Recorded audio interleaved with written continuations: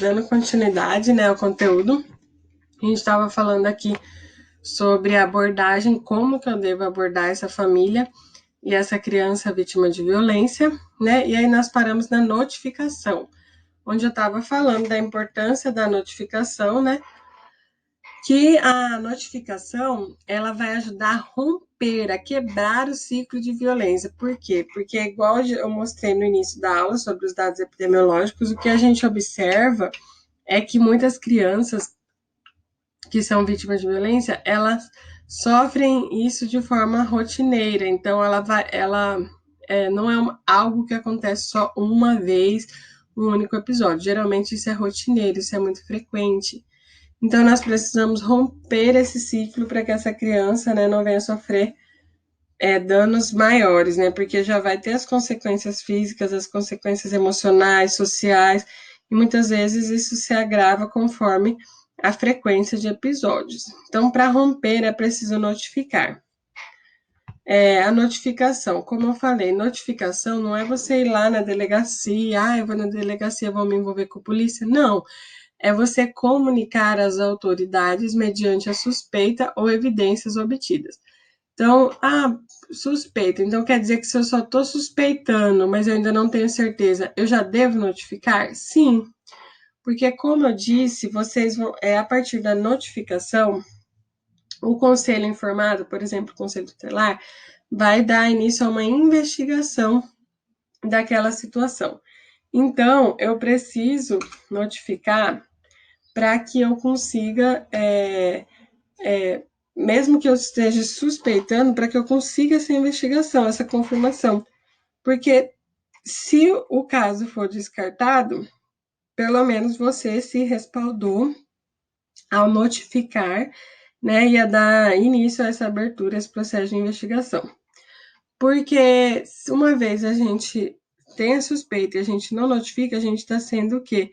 Conivente com aquela situação, negligente. Então, isso também é responsabilidade do profissional de saúde tá notificando, mesmo mediante uma suspeita. Não precisa você, mas eu tenho que ter a certeza primeiro antes de notificar. Não, você não precisa ter certeza. Houve a suspeita, notifica. E onde que eu vou notificar? Nós temos essas autoridades para estar notificando quando se trata de criança e adolescente. Conselho tutelar, notificar a vara da infância e juventude, o juizado de menores, os conselhos municipais de defesa da criança, o Ministério Público, né? E essa ficha de notificação é uma ficha de notificação que está anexo para vocês aqui no portal. Vocês podem fazer download ou pesquisar no Google também, ficha de notificação de violência infantil. Ela é da saúde e da educação, que são os locais onde a gente tem a maior possibilidade, né, de identificar e notificar. Porque geralmente é identificado na escola, no serviço de saúde, né? E mesmo que eu notifique, o meu serviço de enfermagem ainda não acabou, porque eu não posso desassistir essa vítima, essa criança, esse adolescente. Então, aqui a gente vai falar um pouquinho sobre o tratamento. Como que eu vou tratar essa criança, esse adolescente vitimizados? Então, assim, o profissional de saúde, nós como enfermeiros, precisamos buscar conhecimento científico para poder diagnosticar. Que é esse conhecimento científico? É ler, é estudar aquele manual que eu disponibilizei para vocês, Manual e Conduta de Notificação e Tratamento das Vítimas de Violência. Lá ele tem, por exemplo, aquilo que a gente discutiu bastante nos primeiros vídeos, por exemplo, sintomas. Lá vai estar descrito as características das lesões físicas, de acordo com cada tipo de violência, que as características físicas se modificam conforme se modifica a violência. É buscar conhecer a respeito disso, tá? Então, como eu falei, eu tenho certeza que, infelizmente, no decorrer da nossa assistência à saúde, a gente vai se deparar com casos de violência infantil. Infelizmente mesmo, porque é um número alto de crianças que sofrem violência e a gente vai acabar se deparando com essa situação. Então, eu preciso buscar conhecimento, buscar aperfeiçoamento para que eu seja capaz de diagnosticar. Tá, outra coisa que eu preciso estudar também é o conhecimento jurídico. Quais são os aspectos legais que implicam com relação a isso? No nosso código de profissional de enfermagem, nosso código de ética, lá tá falando que nós podemos ser punidos, tá? Se a gente identificar um caso de violência contra a mulher, ou infantil, ou contra idoso, qualquer tipo de violência, e não notificar. Então, o profissional de saúde ele pode ser punido se ele for conivente, se ele tiver ciência daquela situação e ele não tomar providências. Então, nós temos aspectos legais referentes a isso também.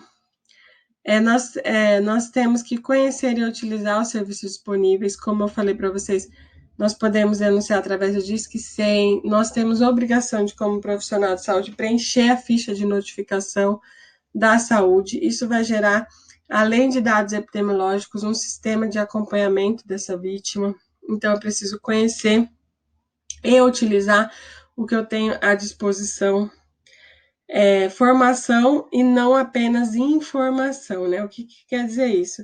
Que quando nós temos essa discussão, tudo isso voltado para a importância desse conteúdo, a gente vê uma responsabilidade do profissional frente a essa situação legal e moral. Então, uma responsabilidade de estar realmente buscando auxiliar e nos informar a respeito disso, porque como profissional de saúde, nós temos não só profissional, mas legalmente, moralmente, responsáveis por estar quebrando esse ciclo de violência.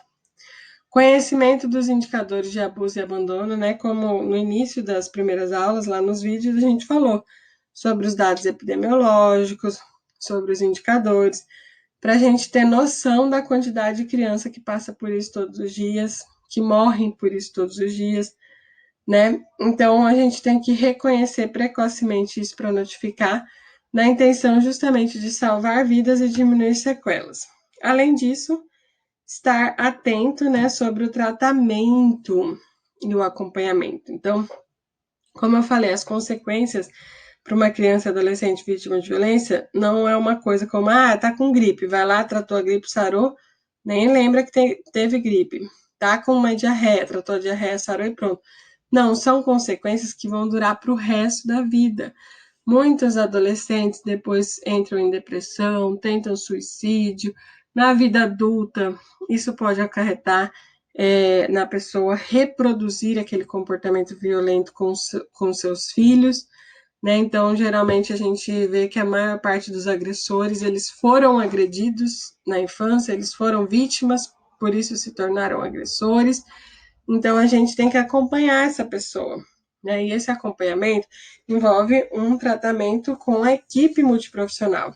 Então, é um acompanhamento com psicólogo, com enfermeiro, com médico. Muitas vezes, por ter gerado danos físicos, muitas vezes gera sequelas.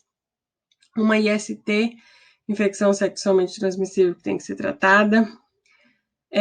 Um membro do corpo, um osso que foi quebrado, que precisa ser ali tratado, né? Um corte que precisa ser suturado e assim por diante. Então, tratar e acompanhar essa vítima psicologicamente, emocionalmente, para ela ser acompanhada. E atenção às necessidades básicas, que é alimentação, higiene, moradia e apoio emocional, e nunca omitir, nunca. Como eu falei para vocês, a omissão é crime. Isso está no nosso Código de Ética e também está no ECA, que é o Estatuto da Criança e do Adolescente, lá no artigo 245, né? No início da disciplina eu falei, gente, baixem esse Estatuto da Criança e do Adolescente, porque vai ser um guia para a nossa disciplina. Isso envolve esse segundo tópico aqui, ó, que o profissional de saúde deve ter conhecimento jurídico e principalmente dos aspectos legais referentes à violência. Professora, mas eu estou fazendo enfermagem. O que eu tenho que ler sobre lei, sobre código de ética? Tem que ler, porque lá vai estar também informações importantes referentes à saúde. E nós devemos ter esse conhecimento. Inclusive, lá está falando que o profissional, né, tanto da saúde quanto da educação, ele pode ser punido se ele for negligente, se ele não notificar, se ele não, né, tratar uma criança que é vítima de violência. E a gente sabe que é importante também a gente criar grupos interdisciplinares, que, como eu falei para vocês, mas eu sou enfermeira, eu tenho que saber de lei, tenho que saber a respeito disso? Sim, é importante a gente saber sobre os aspectos legais, e por isso a gente pode trabalhar com vários profissionais, criar grupos para poder ter uma rede de cuidado e proteção dessa família. Porque, assim, uma família que tem um membro que é um agressor, também é uma família que precisa de cuidados. E muitas vezes, apesar do agressor gerar revolta, sentimento de revolta, a gente querer que seja punido e tal, é uma pessoa que também precisa de cuidados, tá? Então a gente também precisa entender o que faz esse agressor a ter comportamentos e atitudes como essa. Muitas vezes esse agressor também precisa de cuidados emocionais, né, físicos, então ele também precisa ali, quando a gente vê uma situação de violência na família, é a família inteira que precisa de cuidado. Aí aqui vamos falar um pouquinho sobre a rede de proteção e de cuidado dessas vítimas. Nós temos na saúde a primeira rede de atenção, a porta de entrada para todas as situações é a atenção primária, né? Onde a equipe, a estratégia de saúde da família, que vai estar fazendo esse atendimento, esse acolhimento, e por ser o local ali mais próximo da família, geralmente a enfermeira, a equipe da atenção básica, ela que tem conhecimento da casa, da estrutura, da família, faz essa visita domiciliar, tudo, então ela que vai ter esse acompanhamento primário. Quando for preciso, a gente encaminhar essa para um serviço de atenção secundária, para um hospital, para um especialista, também vai ter esse apoio, né? E se for um caso de violência que gere uma situação de urgência ou emergência, onde a criança está correndo risco de vida, eu vou precisar acionar as unidades de urgência também, tá? E muitas vezes os profissionais lá da urgência, a gente fala bem assim, que eles também são responsáveis por identificar, porque é eles que recebem, às vezes, a vítima agredida, e às vezes com outra história, falando, caiu, né, da escada, ou foi uma briga brigou com um coleguinha, mordeu e tal, mas às vezes foi um caso de violência. Então, lá nas unidades de urgência, os profissionais têm que estar capacitados também para receber e estar direcionando esse acompanhamento para atenção básica posteriormente. CAPS, né, que é o Serviço de Atenção Psicossocial, muitas vítimas e agressores podem ter transtornos psíquicos.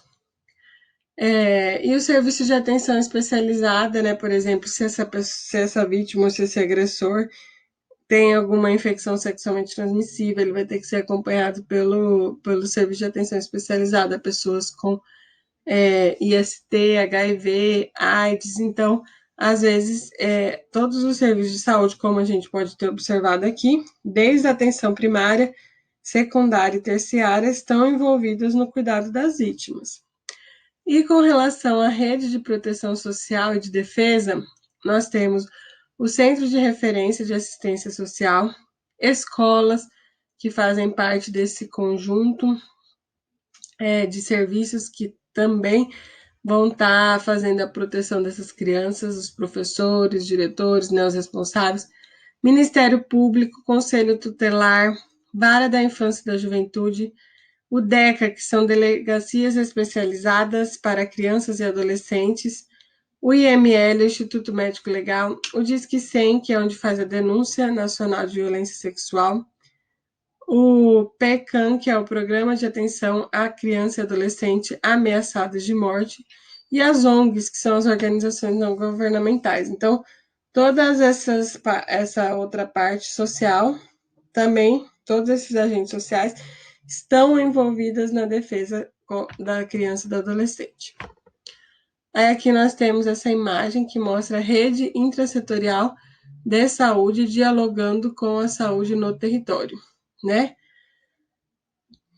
Então, aqui todos esses serviços que eu falei, do agente comunitário, maternidade, laboratório, hospital, atenção básica, o CAPS, CAPSI, que é a atenção psicossocial infantil, UPAs, as unidades de urgência e emergência, né? Até o serviço móvel que vai estar fazendo, às vezes, o transporte dessa vítima. Então, todo aqui é o quê? Uma rede de apoio, né? Que mostra os serviços de saúde, né? Dando suporte a essas vítimas. Aqui é a rede intersetorial, dialogando com a saúde, né?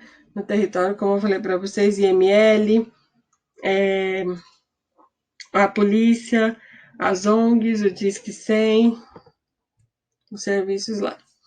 Aqui, para vocês terem uma ideia, a gente chama de rede de cuidados, né? O Ecomapa. Na saúde, a gente dá o nome de Ecomapa, onde a gente observa ali o vínculo, né?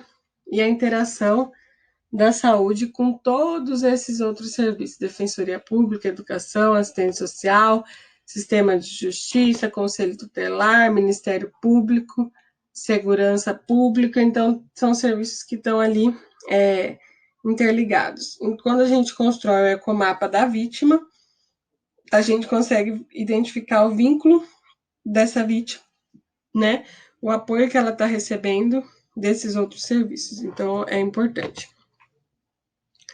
O Disque 100, que é onde a gente vai estar denunciando violência sexual.